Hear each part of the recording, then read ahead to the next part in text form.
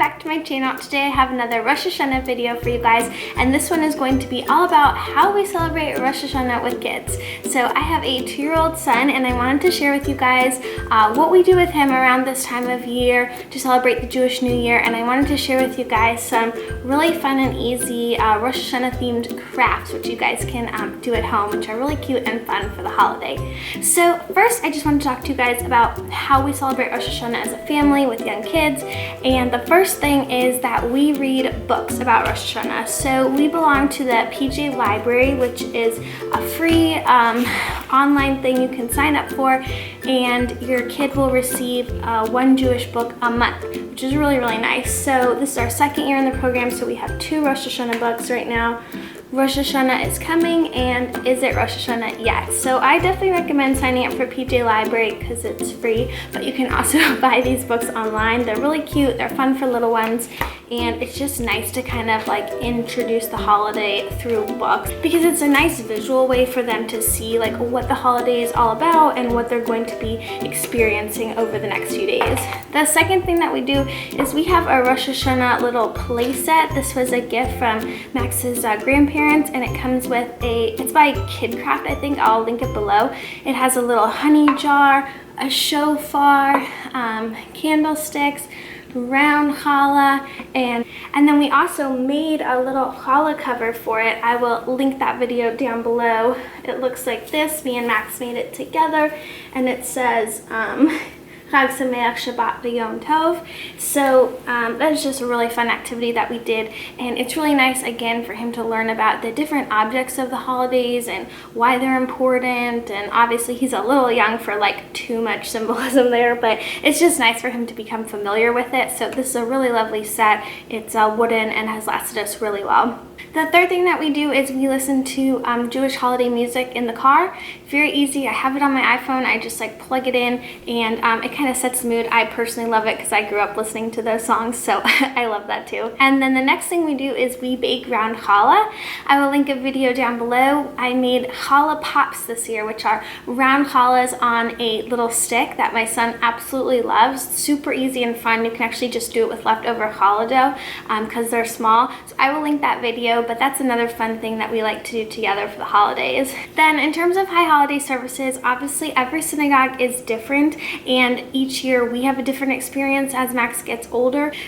Last year he sat in synagogue for a long time quietly. I think he actually took a nap on his grandpa, so that was great. But this year I'm sure we'll spend a lot more time in the children's service or just running around the synagogue, and that's totally fine. I just want it to be a positive experience for him. So I'll have at least one service where I'm not in charge of him and I can just enjoy, and then all the rest I just want to make a fun, happy experience for him so that going to synagogue is a positive thing.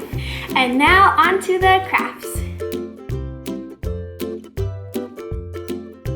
So the project that I want to show you guys how to do today is a honey jar with a bee on top. So it's very cute, very easy, and all you're going to need is some honey to fill the jar, a little mason jar. I like to use a small one so I don't have to like give all my honey to the jar. Some yellow modeling clay or Play-Doh, a black Sharpie or marker, some glue, and then a scissors, and I like to use felt. So first all we're going to do is make the body of the bee with the yellow Play-Doh. This, by the way, Michael's had these for $1, so if you don't have like the right color, it's very easy to pick this up. So I want my bee to fit nicely on the lid, so I'll just kind of eyeball to how big I want him to be, and then I'll roll the body into like a, what shape is this, guys? Round, cylindrical bee body shape? Yeah. Okay, so that's my body of the bee, and I'll just make sure he like fits nicely on the jar. And then all I'm going to do is take my Sharpie and draw 3 little bee lines or stripes on him.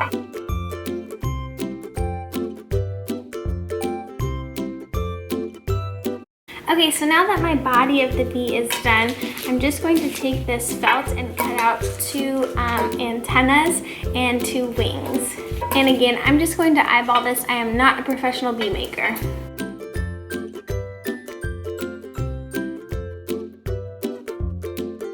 And for the wings, I'm just cutting a teardrop shape. Of course, you could go all out and get really fancy with them, but that's the simplest design.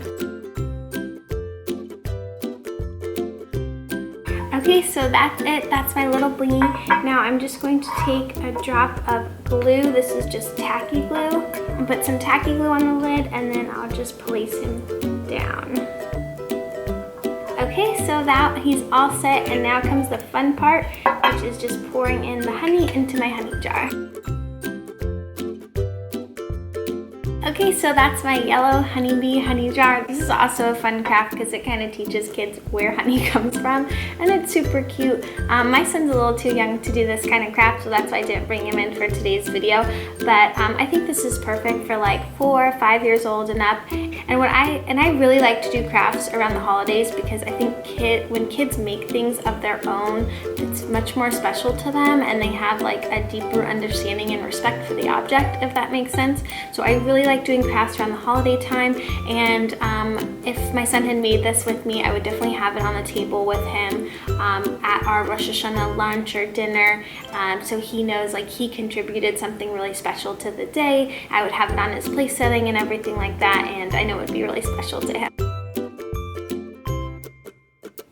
Okay guys, so my second craft for today is what I call an entry-level craft. Like, it could not get easier than this, but I think that's important because not all craft enthusiasts are level 10. So this is just a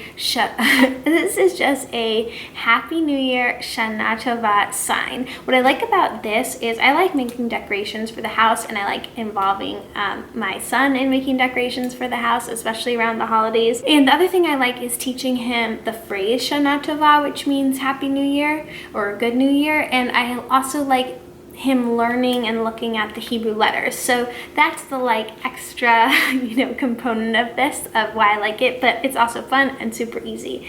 So all I'm going to do is write out Happy New Year and Shana Tova in Hebrew, and then I would just let him decorate it, and I'll show you guys what I use to decorate.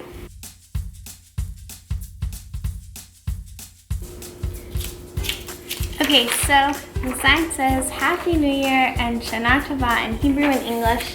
Super simple. And then from there, I would let my son have fun decorating it. And I like to cut out apples from construction paper and have him glue them on. And then I'll just offer other like red or other themed things for him to decorate, like stickers and things like that.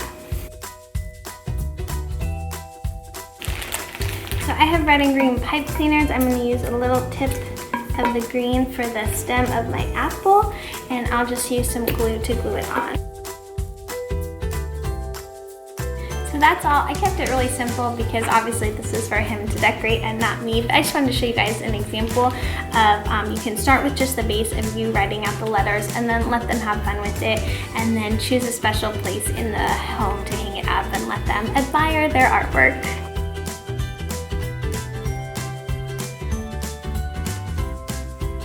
Okay, my last craft project I would call level 5, between 1 and 10, I'm not really sure. But this is a apple place setting for your table, and it's super easy to make. I'm going to use a Sharpie to draw the outline, and then I'll just cut it out from there. So you're going to make 2 apple shapes and then a bar in between. So that's what it looks like, and now I'm just going to cut it out. Okay, then all you have to do is you're going to have these shapes sort of meet in the middle, and you just need to cut a line at the top of one, about halfway down, and the bottom of the other, again, about halfway down. And then all you need to do is put them together like this, and that makes the little apple shape. And then I like to take my green pipe cleaner again, just cut a little stem, and then just put a tiny bit of glue on it to put it on. Okay, so while it's drying, I'm just going to write the name on the front.